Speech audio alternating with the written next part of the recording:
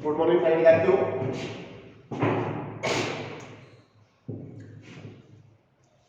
कल अपन बात कर रहे थे आवर्ती गुणों में। आवर्ती गुणों में अपन ने पढ़ा था सबसे पहले परमाणु त्रिज्या। परमाणु त्रिज्या के पश्चात पढ़ा था अपन ने आयनिक त्रिज्या। आयनिक त्रिज्या के पश्चात आयनन विभव पढ़ा था। अब अपन आज चौथा आवर्ती गुण लेते हैं इलेक्ट्रॉन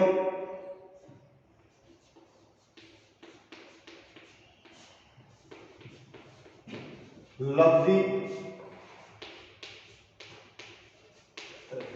एंथैल्पी, या इसका दूसरा नाम है बेटा इलेक्ट्रॉन बंधुता। चौथा आवर्ती गुण अपन ले रहे हैं इलेक्ट्रॉन लब्धि एंथैल्पी या इलेक्ट्रॉनिक बंधुता। इलेक्ट्रॉन लब्धि एंथैल्पी या इलेक्ट्रॉन बंधुता क्या है? तो सबसे पहले वही पॉइंट था, किसी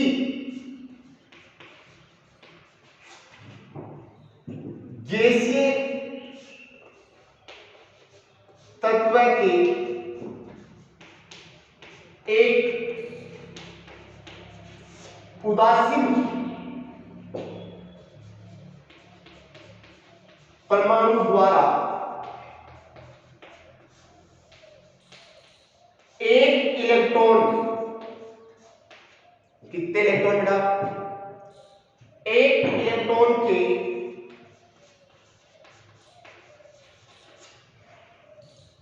ग्रहण करने पर क्या बनेगा? कोई गैसीय तत्व के एक उदासीन परमाणु द्वारा एक इलेक्ट्रॉन को क्या किया जा रहा है? ग्रहण किया जा रहा है। तो ग्रहण करने पर उदासीन परमाणु किस में बदलेगा बेटा? किस में बदलेगा? ग्रहण करने पर क्या बनेगा? ऋणायन बनता है। इस ऋणायन के बनने से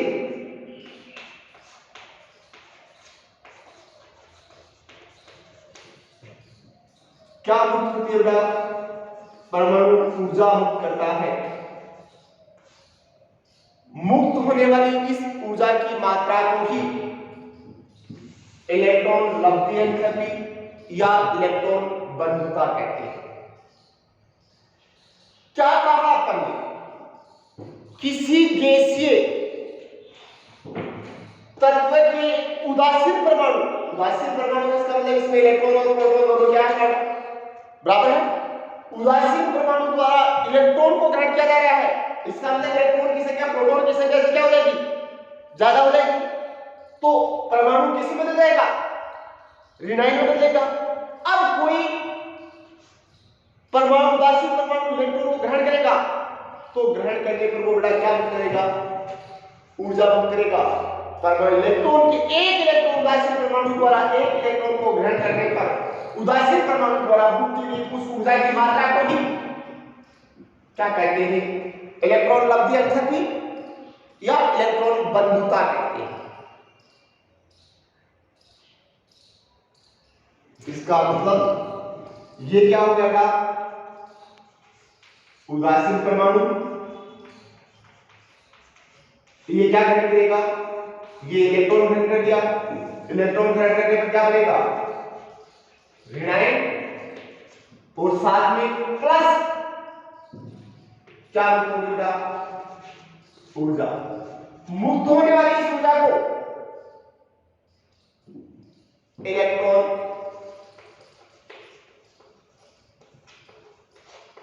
लब्धि एंथैल्पी कहते हैं। इलेक्ट्रॉन लब्धि एंथैल्पी कहते हैं। अब दूसरी बात ध्यान रखना बेटा, यदि आवर्त में बाएं से दाएं जाते हैं तो परमाणु का आकार बढ़ेगा या घटेगा? तो अपन सबको बताया बेटा, घटेगा या बढ़ेगा? घटेगा। क्यों घटेगा?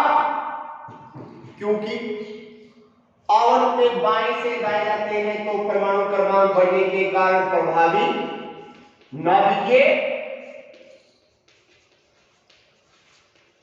आवेश क्या होगा बेटा?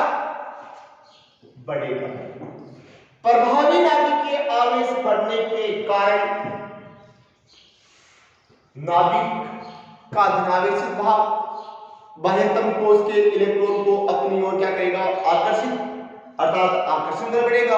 आकर्षण बल बढ़ेगा तो जैसे जैसे आवर्त में बाएं से दाएं जाते हैं तो आकर्षण बल बढ़ता जाएगा और आकर्षण बल बढ़ता जाने के कारण परमाणु का आकार क्या होता जाएगा? छोटा होता जाएगा। जैसे जैसे परमाणु का आकार छोटा होता जाएगा वैसे वैसे इलेक्ट्रॉन को ग्रहण करने पर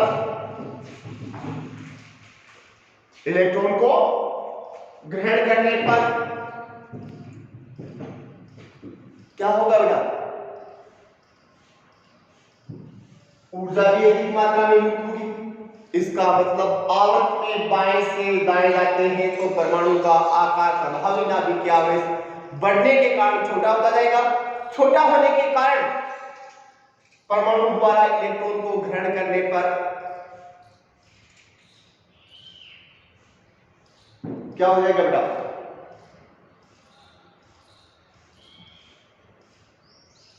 इलेक्ट्रॉन लब्धि एंथैल्पी का मान भी क्या हो जाएगा? बढ़ता रहेगा। अर्थात सीधा कह सकते हैं आवर्त में बाएं से दाएं जाने पर परमाणु आकार छोटा होने पर या प्रभावी नाभिकीय आवेश बढ़ने के कारण आवर्त में बाएं से दाएं जाने पर इलेक्ट्रॉन बंधुता या इलेक्ट्रॉन लब्धि एंथैल्पी का मान क्या होता जाएगा बेटा? बढ़ता जाएगा। जैसे दूसरे आवर्त में अपने पास lithium, beryllium, boron, carbon, nitrogen, oxygen, fluorine, neon. तो सबसे अधिक परमाणु का आकार छोटा इनमें किसका होगा? नियोन का। सबसे बड़ा किसका होगा? लिथियम का। तो परमाणु का आकार जितना छोटा होगा इलेक्ट्रॉन ग्रहण करने पर उतनी ही अधिक मात्रा में ऊर्जा मुक्त होगी। तो सबसे अधिक इलेक्ट्रॉन लब्धि एंथैल्पी का मान किसका होगा?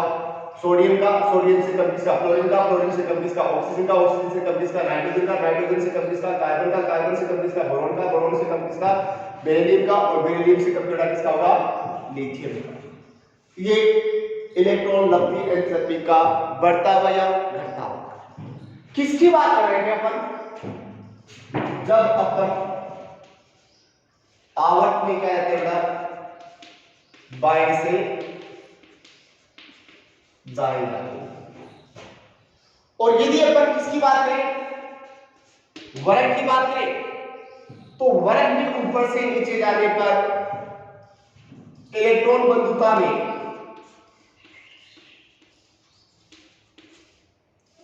क्या जाती है? अनियमितता आ जाती है। क्या जाती है? अनियमितता। तो इतना ही पॉइंट रखना है। जो आती क्यों आती है ये आपको सिलेबस में 10th क्लास में याद नहीं रखना है। केवल इतना ही याद रखना है यदि वर्ग में बाएं से ऊपर से नीचे जाते हैं तो इलेक्ट्रॉन बंधुता में क्या उत्पन्न होती है बेटा? अनियमितता उत्पन्न हो जाती है। कोई निश्चित क्रम में नहीं बनता। फिर इसके पश्चात चौथा आवर्ती गुण के पश्चात अपन पांचवा आवर्ती गुण लेते हैं बेटा विद्युत ऋणता। विद्युत ऋणता। अब विद्युत ऋणता से पहले आपके पास समझ आया था बेटा परमाणु। परमाणु का अर्थ था किसी पदार्थ का सबसे छोटे से छोटा कण जिसका आगे और विभाजन नहीं हो सकता है, उसे अपन क्या कहते हैं? परमाणु। इस परमाणु का स्वतंत्र अस्तित्व नहीं होता, तो परमाणु अणु या यौगिक के रूप में पैदा है। अणु किसे कहा जाता है? दो या दो से अधिक परमाणुओं के समूह को अणु कहते हैं। दो या दो से अधिक परमाणुओं के समूह क्या कहते हैं बेटा? अणु कहते हैं। अब अणु में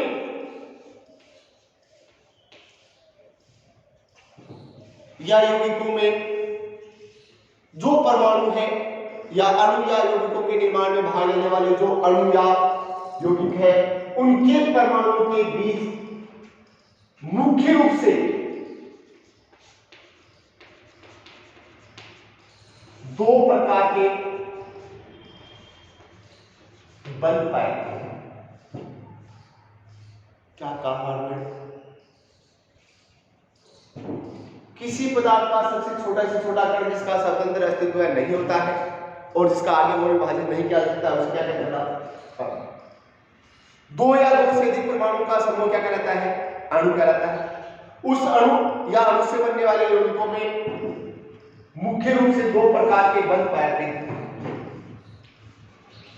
एक होता है आयनिक बंध और दूसरा होता है सहसंयोजक बंध। दो प्रकार के बंध बनते हैं, आयनिक बंध और सहसंयोजक बंध। आयनिक बंध किसे कहते हैं? तो सीधा याद रखना, विपरीत आयनों के बीच बनने वाले या विपरीत आयनों के बीच आकर्षण बल द्वारा जो बल बनता है, उस बल को क्या कहते हैं? आयनिक बल। अब आयनिक बल कौन से परमाणु के बीच बनता है? तो शर्त है कि एक धनायन आयन होना चाहिए और एक ऋणायन आयन होना चाहिए। अब कोई परमाणु धनायन कब बनाएगा? जब वो अपने अष्टक को पूरा करने के इलेक्ट्रॉन का क्या करेगा? क्या करेगा? कोई परमाणु ऋणायन कब बनाएगा? जब अपने अष्टक को पूरा करने के लिए इलेक्ट्रॉन क्या करेगा बेटा? ग्रहण करेगा, तब तो ऋणायन बनेगा। और कोई परमाणु इलेक्ट्रॉन का क्या करेगा? तब क्या बनेगा? धनायन बनेगा। तो आपको सबसे पहले इस प्रकार से जो एग्जांपल देता हूं मैं, उन एग्जांपल में आपको ये निकालना है कि दिया गया यौगिक है वो आयनिक बंध युक्त है या अणु है वो आयनिक यौगिक युक्त है या सहसंयोजक। अब जैसे सबसे उदाहरण लेते हैं पंद्रह, सबसे सरल NaCl, सोडियम क्लोराइड। अब सोडियम क्लोराइड आयनिक यौगिक है या आयनिक, इसमें आयनिक बंध बनता है या सहसंयोजक बंध। और आयनिक बंध कब बनेगा?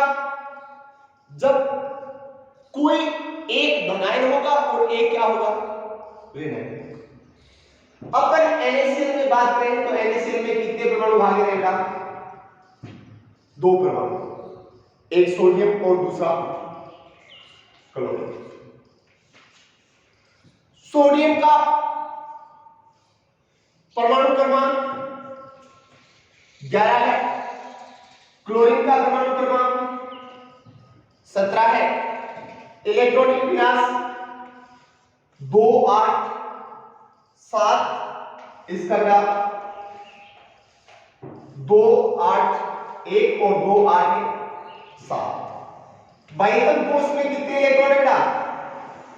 1। बाह्यतम कोश में कितने इलेक्ट्रॉन है? 7। ये कौन है? बढ़िया है ग्रीन, ग्रीन। तो ये एक इलेक्ट्रॉन का क्या करेगा? अपने अष्टक को पूरा करने के लिए क्या करेगा? तो ये किस में बदलेगा? धनायन। और उस त्यागे गए इलेक्ट्रॉन को कौन ग्रहण करेगा? क्लोरीन। क्लोरीन इलेक्ट्रॉन को ग्रहण करेगा तो इसका आंसर पूरा हो जाएगा क्योंकि ये बढ़िया है और इलेक्ट्रॉन करके ये किसमें बदल गया बेटा, क्लोराइड में। तो ये दोनों विपरीत आवेश बन गए और विपरीत आवेश या आयन के कारण इनके बीच में कौन सा बंध बन गया बेटा,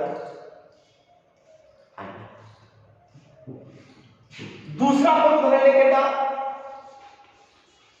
MgCl2। किस प्रकार का बंध है, तो यहां ये जो अणु आपके पास बना है इसमें कितने परमाणु भाग लेंगे बेटा, 3 परमाणु। एक परमाणु किसका, मैग्नीशियम का, 2 परमाणु किसके, क्लोरीन के। मैग्नीशियम का परमाणु क्रमांक कितना है 12, इलेक्ट्रॉनिक विन्यास 2 8 2, क्लोरीन 17 है 2 8 7 और इसका बेटा 2 8 7। अब ये अपने स्टेप को पूरा करने के लिए ग्रीव है, बढ़िया ग्रीव है, 2 इलेक्ट्रॉन का त्याग करेगा तो ये तो बदल जाएगा बेटा किसमें, Mg+2 में। और ये दोनों कितने कितने इलेक्ट्रॉन कम है, एक एक इलेक्ट्रॉन कम है, तो इसके दोनों इलेक्ट्रॉन को ग्रहण करके ये किसमें बदल जाएगा बेटा Cl- और ये भी Cl-। आयन कौन से हो गए, विपरीत आयन, और विपरीत आयन होने के कारण कौन सा बंध बनेगा, आयनिक। या और दूसरा उदाहरण लेते हैं अपन,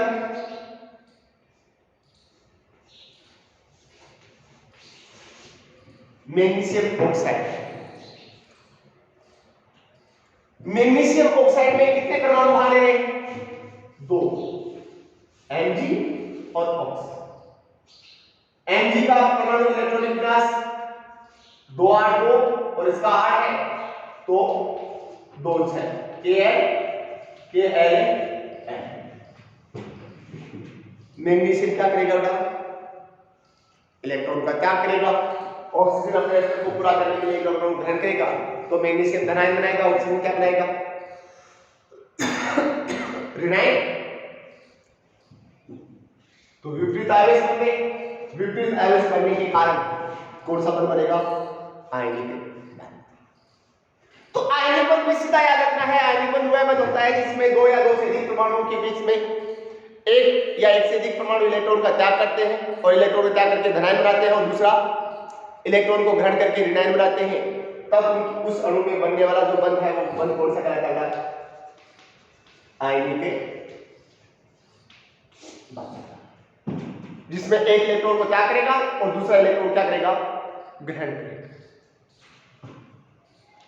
अब इसका दूसरी तरफ अपने पास आ रहा है कौन सा, सहसंयोजक। सहसंयोजक बंध किसे कहते हैं,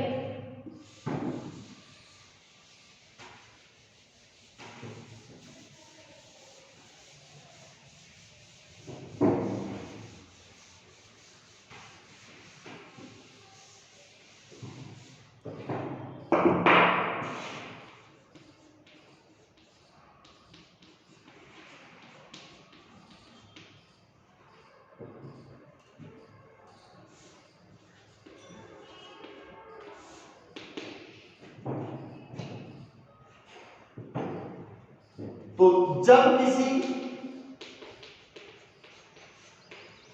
अणु या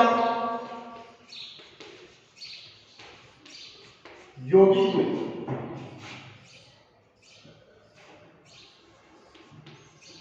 दोनों या 2 से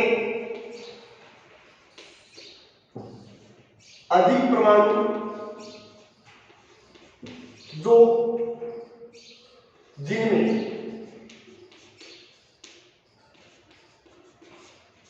किसी भी परमाणु के पास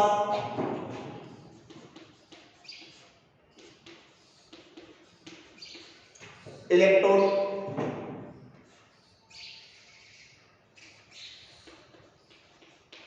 त्यागने के लिए पर्याप्त नहीं होते हैं तथा सभी परमाणुओं को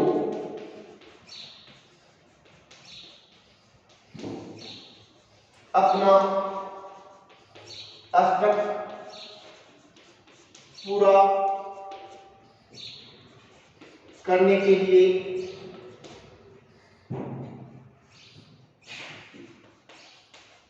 इलेक्ट्रॉन की आवश्यकता होती है। क्या कहा आपने? जब कोई परमाणु भाग लेता है और उस परमाणु में जब कोई अणु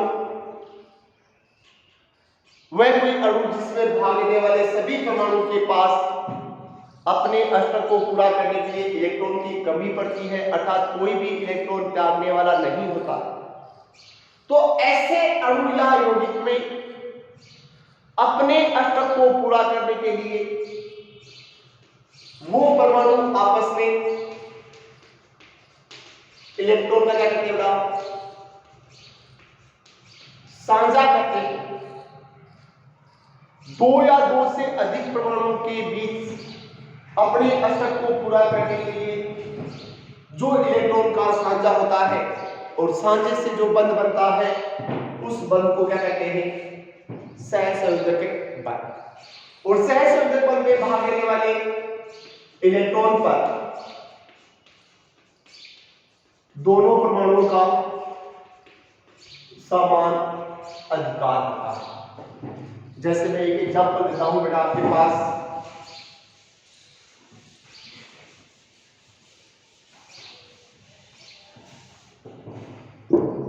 अपन लिखते हैं Cl।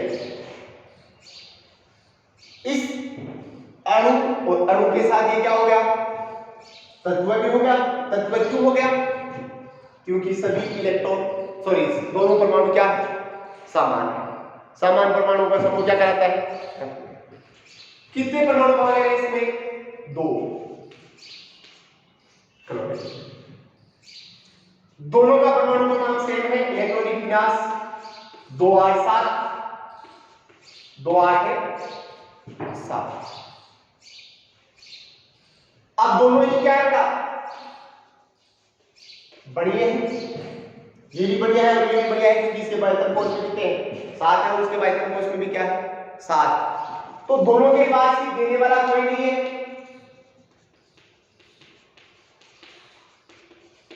तो अपने अष्टक को पूरा करने के लिए दोनों क्लोरीन के परमाणु आपस में क्या करते हैं? इलेक्ट्रॉन का साझा करते हैं और साझे के फलस्वरूप जो बंध बनता है उस बंध को अपन क्या कहते हैं? सहसंयोजक बंध। कौन सा बंध बेटा? सहसंयोजक बंध। और सहसंयोजक बंध जिन परमाणु या यौगिकों में बनता है उसे क्या कहते हैं? सहसंयोजक यौगिक। अब इसका मतलब Cl2 है, उसमें कौन सा बंध पाता है? सहसंयोजक। अब सहसंयोजक बंध में दो परमाणु के बीच कितने इलेक्ट्रॉन का त्याग होता है उसके आधार पर सहसंयोजक बंध बेटा आगे जाकर 3 प्रकार के हो जाते हैं। एकल सहसंयोजक बंध, द्विसहसंयोजक बंध और त्रिसहसंयोजक बंध। अब क्लोरीन एकल का मतलब क्या है? दो परमाणु के बीच एक एक इलेक्ट्रॉन का साझा होता हो तो उसे अपन क्या कहते हैं? एकल सहसंयोजक बंध। दो परमाणु के बीच दो दो इलेक्ट्रॉन का साझा होता है तो उसे कहते हैं द्विसहसंयोजक बंध। और तीन तीन इलेक्ट्रॉन का साझा होता है तो उसे त्रिसहसंयोजक बंध। अब देखो क्लोरीन है ये और ये क्लोरीन, इसके बाह्यतम कोश में कितने इलेक्ट्रॉन बेटा? 1 2 3 4 5 6 और 7। इसके बाह्यतम कोश में कितने हैं? 1 2 3 4 5 6 और 7। दोनों के पास कितने कितने कम पड़ गए? एक एक। तो ये दोनों एक एक इलेक्ट्रॉन क्या कर लेते हैं? साझा कर लेते हैं और साझे के फलस्वरूप जो बंध बनता है उसे सहसंयोजक बंध। कितने इलेक्ट्रॉन का साझा होता है? एक एक का होता है। दोनों परमाणु के एक एक इलेक्ट्रॉन भाग लेते हैं तो एकल सहसंयोजक बंध। दोनों परमाणु के दो इलेक्ट्रॉन साझे में भाग लेंगे तो कौन सा बन जाएगा? द्विसंयोजक बंध। और तीन इलेक्ट्रॉन का साझा करते हैं तो कौन सा बन जाएगा? सहसंयोजक, त्रिसंयोजक बंध। अब देखो क्लोरीन में एकल सहसंयोजक बंध है या द्विसंयोजक बंध है या त्रिसंयोजक बंध? तो देखो साझे के इलेक्ट्रॉन, ये साझे के इलेक्ट्रॉन हो गए जिस पर दोनों का जुड़ाव होता है। तो इस क्लोरीन के परमाणु के इलेक्ट्रॉन जुड़ा 1 2 साझे वाले हो गए 3 4 5 6 7 और 8 गोले में आ रहे हैं वो सारे उसके इलेक्ट्रॉन हो गए। और इस गोले में आ रहे हैं 1 2 3 4 5 6 7 और 8। तो कौन सा होगा? एकल सहसंयोजक है, एकल सहसंयोजक है बंध। दूसरा हम लेते हैं आप O2। O2 में कितने ऑक्सीजन के परमाणु आ रहे हैं? 2। इलेक्ट्रॉनिक विन्यास 2 6, इसका जुड़ाव 2 6। बाइथम कोष में कितने इलेक्ट्रॉन में? 6। बाइथम कोष में कितने इलेक्ट्रॉन में? 6। अब दोनों ही परमाणु बढ़िया है ठीक है, तो दोनों ही बढ़िया है, देने वाला कोई नहीं है, लेकिन कमी दोनों के पास है। तो इलेक्ट्रॉन को अपने एक्शन को पूरा करने के लिए क्या करेंगे? इलेक्ट्रॉन का साझा करेंगे। कितने कितने कम पड़ रहे हैं? बाइथम कोष में 6 और इसमें भी 6, तो कितने कितने पड़ गए बेटा? 2 इलेक्ट्रॉन कम पड़ गए। तो ये कितने कितने इलेक्ट्रॉन का साझा करेंगे? 2 इलेक्ट्रॉन का साझा करेंगे। तो O2 किस प्रकार का अणु हुआ बेटा? सहसंयोजक। देखो जैसे ये ऑक्सीजन है, ये दूसरा ऑक्सीजन परमाणु है, इसके बाइथम कोष में 1 2 3 4 5 6, इसके बाइथम कोष में 1 2 3 4 5 और 6। इलेक्ट्रॉन केवल कौन से कोष के लेके आते हैं? बाइथम कोष। अब कितने कितने इलेक्ट्रॉन का साझा करेंगे? 2 इलेक्ट्रॉन का साझा करेंगे। दोनों का क्या हो जाएगा? पूरा साझे का अधिकार दोनों का होता है 1 2 3 4 5 6 7 और 8। इसके लिए 1 2 3 4 5 6 7 और 8। कैसा बना? दूसरा संयोजक क्यों बंद बना? तीसरा कौन सा देगा? त्रिसंयोजक। त्रिसंयोजक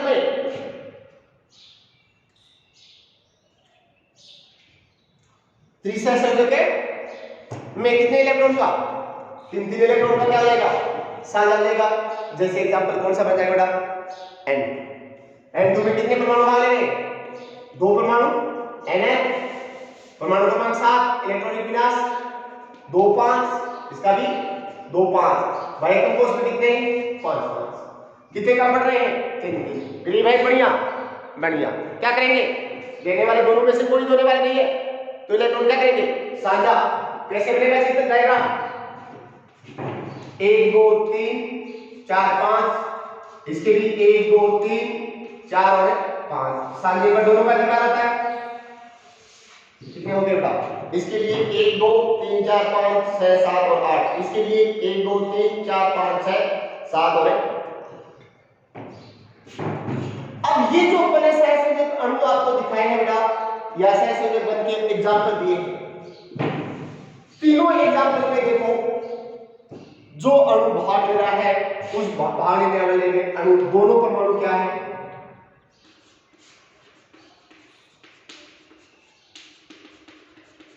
सामान। जैसे इसमें नाइट्रोजन के 2 परमाणु, इसमें ऑक्सीजन के 2 परमाणु, उससे पहले क्लोरीन के क्या है कि आपके पास 2 परमाणु।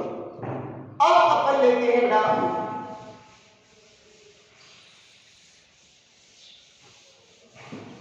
किसका एग्जांपल? विषम परमाणु सहसंयोजक। जैसे अपन ने लिया था एग्जांपल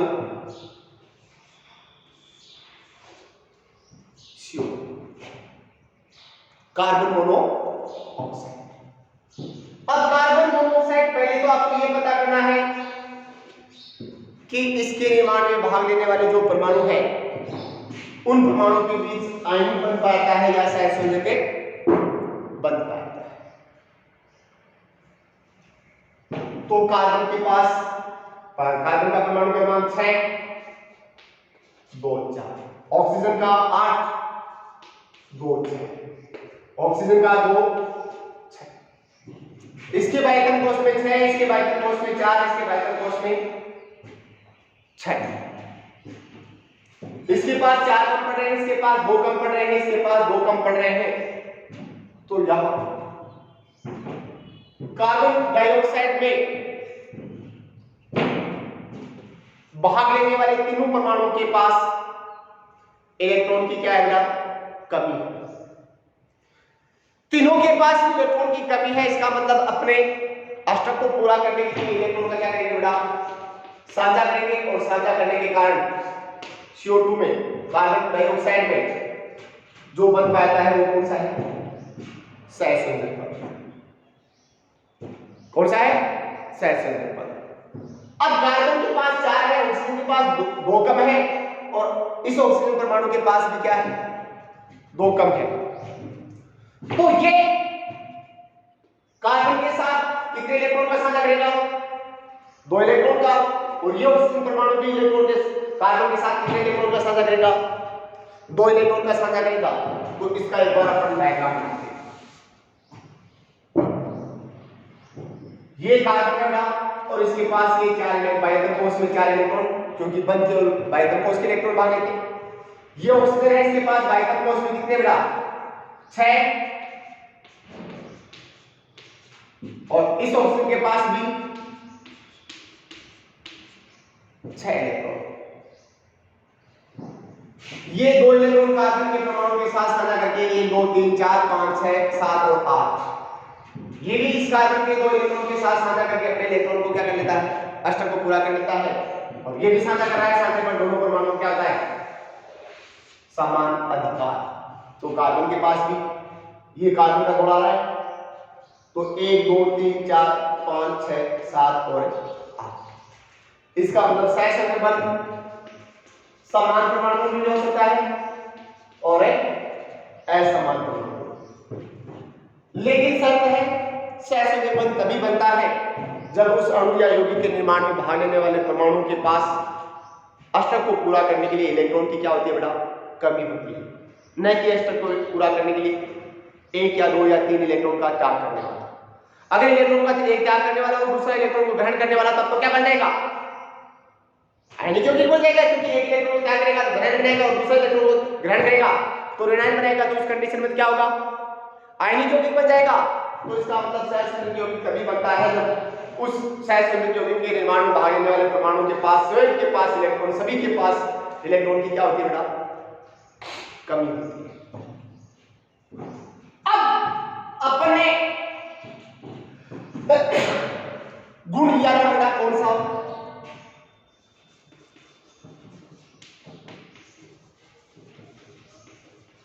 विद्युत ऋणता। अब उस विद्युत ऋणता की परिभाषा निकालनी है। तो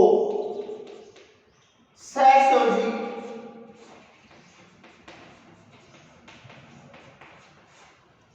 यौगिकों में, सहसंयोजी यौगिकों में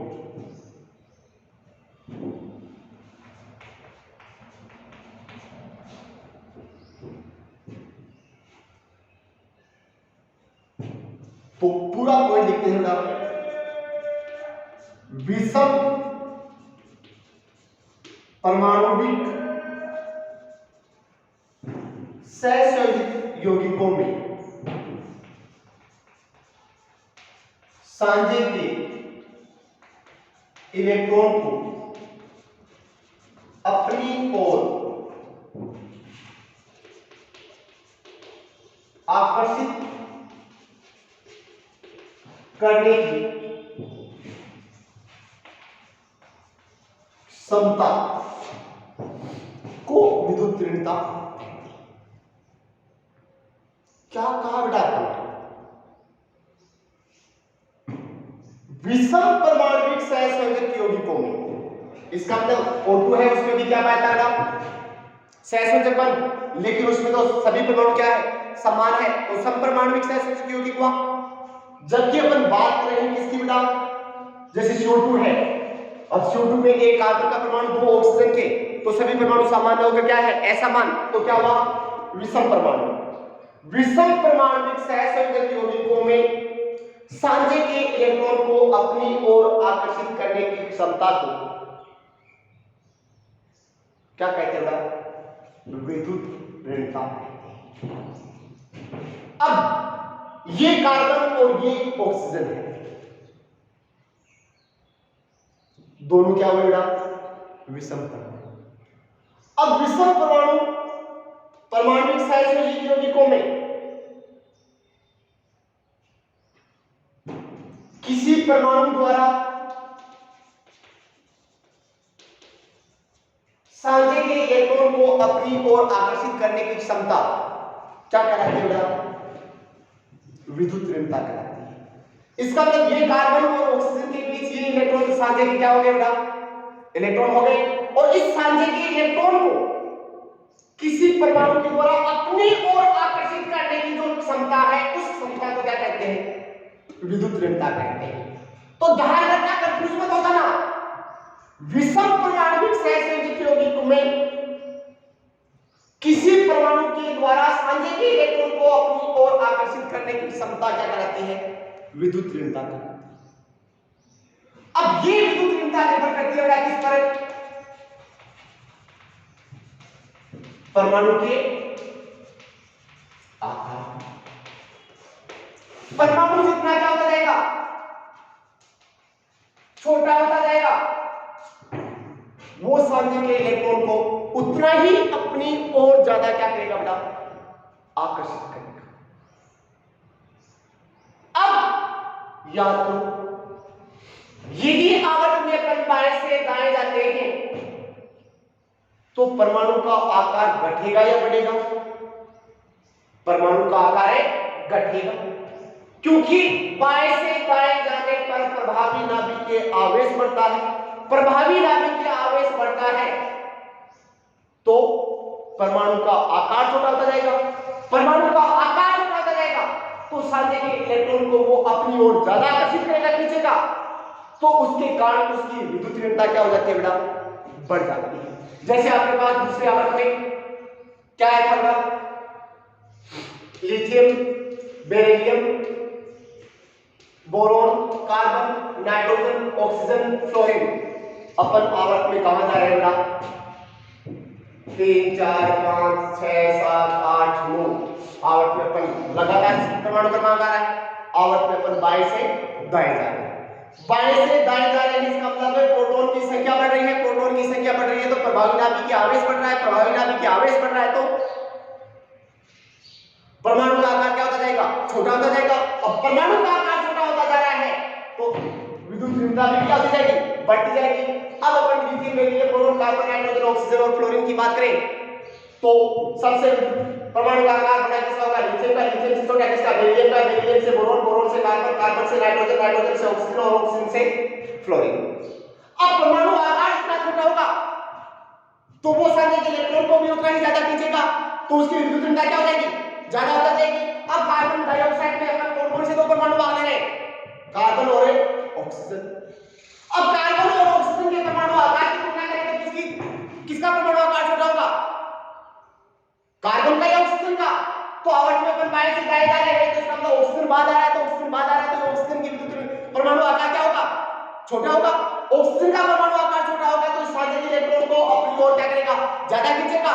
तो ऑक्सीजन की विद्युत ऋणता कार्बन की तुलना में ज्यादा होगी या कम? तो ऑक्सीजन की विद्युत ऋणता कार्बन की तुलना में क्या होगी बेटा? ज्यादा होगी। थैंक्स बेटा।